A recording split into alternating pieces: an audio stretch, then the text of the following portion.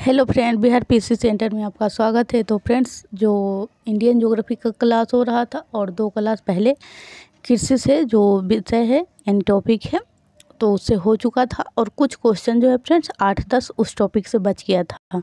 तो पहले हम उसको कवर कर लेते हैं, फिर हम नेक्स्ट चैप्टर में एंट्री करेंगे। तो चलिए बिना टाइम वेस्ट किए हुए आज का लेक्चर हम स्टार्ट करते हैं। क्वेश्चन नंबर 45, निम्नलिखित राज्यों में से कौन जो है काजू का मुख्य उत्पादक राज्य है। यहाँ पे राज्य नहीं लिखा हुआ है लेकिन राज्य है, तो इसका राइट आंसर हो जाएगा option number A Kerala. Kerala में जो है सबसे ज़्यादा काजू की उत्पादन होती है। चलते हैं नेक्स्ट। फ्रेंड्स, आप इससे पहले बहुत सारे क्लास हो चुका है तो आप ज़रूर उसे देख लीजिएगा। इंडियन ज्योग्राफी और बहुत ही एनसीईआरटी बेस्ड सारे क्वेश्चन है और सारे जो है फ्रेंड्स किसी ना किसी एग्ज़ाम में बार बार पूछा ही गया है, तो इस हिसाब से ये इम्पोर्टेंट हो जाता है। Next question number 47। 1 minute friends, हमने 46 नहीं किया है। क्वेश्चन नंबर 46, भारत में निम्नलिखित में से कौन सी बाग नरू फसल सबसे पहले शुरू की गई थी। तो इसका राइट आंसर हो जाएगा ऑप्शन नंबर बी यानी नील। आरएस और आरटीएस प्री में पूछा गया है। नेक्स्ट क्वेश्चन नंबर 47, निम्नलिखित में से किस क्षेत्र को भारत का चावल का कटोरा कहा जाता है। तो भारत का चावल का कटोरा जो कहा जाता है वो कहा जाता है कृष्णा गोदावरी डेल्टा को, और वैसे पूछा जाए तो उत्तर प्रदेश को। तो भारत का कटोरा जो है वो कृष्णा और गोदावरी। चलते हैं नेक्स्ट क्वेश्चन नंबर 48, भारत में प्राकृतिक रबर का सबसे अधिक जो उत्पादन होता है वो किस राज्य में होता है, प्राकृतिक रबर। तो इसका राइट आंसर हो जाएगा ऑप्शन नंबर डी यानी कि केरल। क्वेश्चन नंबर 49, प्राकृतिक रबर के उत्पादन में भारत का विश्व में कौन सा स्थान है। तो भारत में जो स्थान है भारत का वो है चौथा। क्वेश्चन नंबर 50, नीली क्रांति किससे संबंधित है। तो नीली क्रांति संबंधित है मत्स्य उत्पादन से। और चलते हैं नेक्स्ट, और भी पीएससी प्री में पूछा हुआ क्वेश्चन है। फ्रेंड्स, एक बार मैं ये श्योर कर देना चाहती हूँ, ये जो क्लास है फ्रेंड्स सभी के लिए है, चाहे आप कोई भी एग्ज़ाम दे रहे हैं उससे फ़र्क नहीं पड़ता है, क्योंकि ये रफ़ी जो है वो चैप्टर वाइज करवाया जा रहा है, तो सभी के लिए है। आप खुद इसको देखकर अंदाज़ा लगा सकते हैं। चलते हैं नेक्स्ट क्वेश्चन नंबर 51, तंबाकू के उत्पादन में भारत की जो विश्व में कौन सा स्थान है तंबाकू के उत्पादन में। तो तीसरा हो जाएगा। नेक्स्ट क्वेश्चन नंबर 52, कौन सा भारतीय राज्य जो है अग्रणी कपास उत्पादक है। तो इसका राइट आंसर हो जाएगा option number D Gujarat. Question number 53, Bharat में सर्वाधिक गेहूं उत्पादक राज्य कौन सा है। तो उत्तर प्रदेश। जब हरित क्रांति हुआ था फ्रेंड्स तो पंजाब हरियाणा सबसे ज़्यादा मतलब लाभान्वित हुए थे, और 1860-61 के मतलब 1860 से लेकर 66 के मध्य आया था हरित क्रांति। एम.एस. स्वामीनाथन इसके लाने वाले मतलब योगदान करता थे। क्वेश्चन नंबर 54, किस भारतीय राज्य को चाय का उत्पादक राज्य नहीं माना जाता है। तो पश्चिम बंगाल में चाय होता है फ्रेंड्स, असम में भी चाय होता है और केरल में भी चाय होता है, तो छत्तीसगढ़ जो है यहाँ पे चाय की उत्पादन नहीं होती है, इसलिए आपका right answer option number B हो जाएगा। फ्रेंड्स, अगर आप चैनल पे पहली बार आए हैं तो प्लीज़ चैनल को सब्सक्राइब करें। वीडियो अच्छा लगे यानी कि आपको लगेगी कि आपने यहाँ से कुछ सीखा है तो आप वीडियो को भी लाइक करें और कमेंट बॉक्स में अपना सलाह ज़रूर भेजें, यानी फीडबैक जिसे आप कह सकते हैं। क्वेश्चन नंबर 55, निम्नांकित में कौन खरीफ की फसल नहीं है। तो खरीफ की जो फसल नहीं है तो इसका राइट आंसर हो जाएगा गेहूँ, यानी गेहूँ जो है फ्रेंड्स ये रबी की फसल है।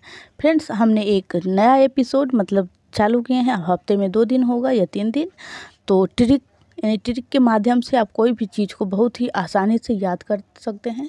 तो हमने कल एक क्लास अपलोड किया है भारत के राज्यों से होकर गुजरने वाली कर्क रेखा, यानी कर्क रेखा जो है भारत के किन किन राज्यों से होकर गुजरती है और ट्रिक के माध्यम से समझाया गया। बस तुरंत आप 2-3 मिनट का वीडियो है, आप तुरंत सीख जाएंगे, तो आप उसे ज़रूर देखिएगा। प्लेलिस्ट बना हुआ इसी टाइप से हम लाएंगे कि कौन सी फसल रबी है, कौन सी फसल खरीफ है और कौन सी नकदी है, क्योंकि यहाँ से क्वेश्चन हर बार पूछता है और एग्ज़ाम में जब आता है ऑप्शन फ्रेंड्स, तो ऑप्शन में लोग कंफ्यूज हो जाते हैं और सही गलत करके चले हैं। तो इसी समस्याओं को देखते हुए हमने इस प्रकार का पहल किया है। तो चलिए क्वेश्चन नंबर 56, भारत में सबसे अधिक कॉफ़ी उत्पन्न करने वाला राज्य कौन सा है?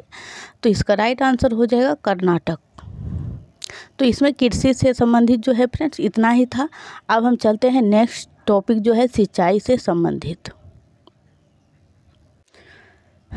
दूसरे टॉपिक में सिंचाई वाला टॉपिक में हम एंट्री किए हैं फ्रेंड्स। तो इसका फर्स्ट क्वेश्चन हो जाएगा, भारत में नहर के द्वारा सिंचाई में कौन सा जो राज्य है वो अग्रणी है? यानी भारत का कौन सा राज्य है जहाँ पे नहर के माध्यम से सिंचाई सबसे ज़्यादा की जाती है? और ये सीजीएल का सवाल है फ्रेंड्स। तो इसका राइट आंसर हो जाएगा ऑप्शन नंबर ए यानी पंजाब।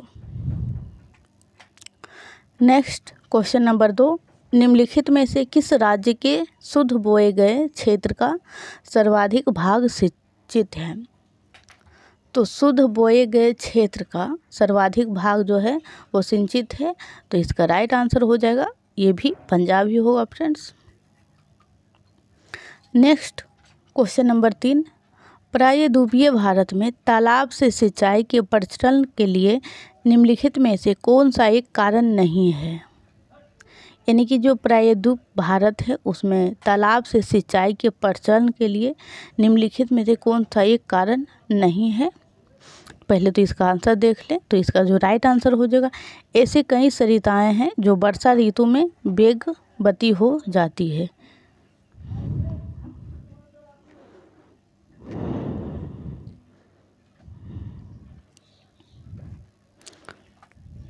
क्वेश्चन नंबर 4, भारत के किस क्षेत्र में अत्यधिक असिंचित खेती की जाती है?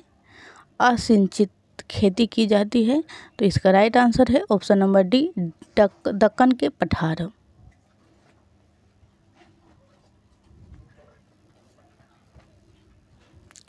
क्वेश्चन नंबर 5, त्रिवेणी नहर में किस नदी से पानी आता है? तो त्रिवेणी नहर में जो पानी आता है फ्रेंड्स वो आता है गंडक नदी से। और गंडक कहाँ पे फ्रेंड्स? तो उत्तर प्रदेश और बिहार के आसपास। चलते हैं नेक्स्ट।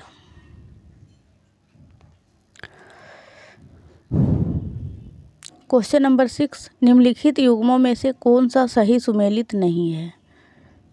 सही नहीं होगा तो फिर वो गलत होगा। तो देख लेते हैं। ऑप्शन नंबर ए, मिदनापुर नहर कंसावती नदी पर, तवा प्रोजेक्ट कृष्णा नदी पर, मैटूर डैम कावेरी नदी पर, उकाई जो प्रोजेक्ट है वो तापी नदी पर। तो इसका जो राइट आंसर हो जाएगा वो हो जाएगा तवा प्रोजेक्ट जो है ये कृष्णा नदी पर नहीं है।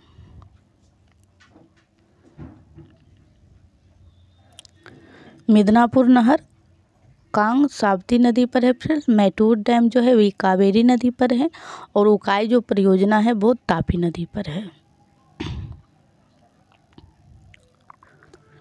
क्वेश्चन नंबर 7, स्वतंत्रता के बाद भारत में कुल सिंचित क्षेत्र कितना गुना बढ़ा है? यानी कि आज़ादी के बाद जो है भारत में कुल सिंचित क्षेत्र है कितना गुना बढ़ा है? तो इसका राइट आंसर हो जाएगा ऑप्शन नंबर सी, 4 गुना। फ्रेंड्स क्लास को लाइक करते जाइएगा, अभी मतलब क्लास होगा फ्रेंड्स, और चैनल को भी सब्सक्राइब कर लीजिएगा। और बिल्कुल फ्री है सभी कुछ फ्रेंड, बाद में हो सकता है। चलते हैं नेक्स्ट। भारत में वर्तमान समय में कितनी लाख हेक्टेयर भूमि सिंचित है? तो 850। क्वेश्चन नंबर 9, भारत में शुद्ध बोए गए क्षेत्र के लगभग कितने प्रतिशत भाग में सिंचाई होती है? भारत में शुद्ध बोए गए क्षेत्र के लगभग कितने प्रतिशत भाग में सिंचाई होती है? तो लगभग 38%। नेक्स्ट क्वेश्चन नंबर 10, नलकूपों की सर्वाधिक संख्या निम्नलिखित में से किस राज्य में है? नलकूपों की जो है सर्वाधिक संख्या किस राज्य में है? तो इसका राइट आंसर हो जाएगा उत्तर प्रदेश।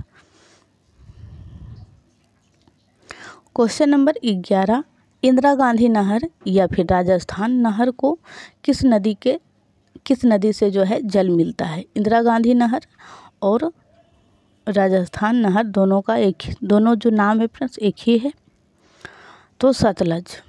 और फ्रेंड्स आप यहाँ पे अपने GS को बहुत ही स्ट्रॉन्ग कर सकते हैं, क्योंकि हर विषय की क्लास हो चुकी है फ्रेंड्स, चाहे वो साइंस हो या फिर हिस्ट्री हो, पॉलिटी हो, सभी का। तो आप बिल्कुल फ्री में, और अगर आप BSSC BPSC का स्टूडेंट है तो बिहार स्पेशल कंप्लीट हो चुका है, आप वहाँ जाके देख सकते हैं, सभी चीज़ का प्ले लिस्ट बना हुआ है।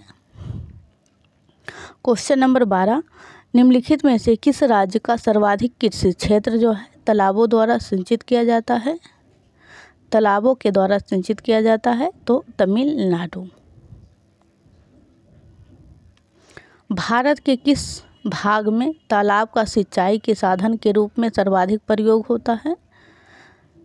तो इसका राइट आंसर हो जाएगा दक्षिण भारत। दक्षिण भारत में जो है फ्रेंड्स थोड़ा ज़मीन जो है बहुत कड़ा मतलब है, वहाँ पे ज्वालामुखी का दरार जो आया था उसी से काली मिट्टी का निर्माण हुआ और बहुत ही स्ट्रॉन्ग है वहाँ की जो क्रस्ट है, तो इसी कारण वहाँ पे कुआं खोदना बहुत मुश्किल हो जाता है, तो नहर के द्वारा ही, तालाब के द्वारा ही साधन ज़्यादा उपयोगी है।